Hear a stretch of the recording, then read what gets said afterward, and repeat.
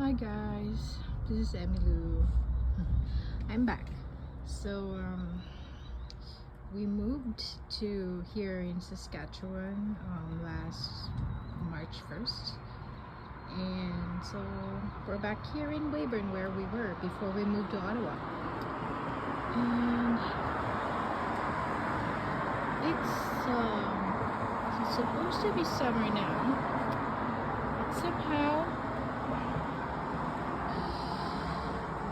it's been raining, and we have a tornado warning today, a surprise tornado warning actually, and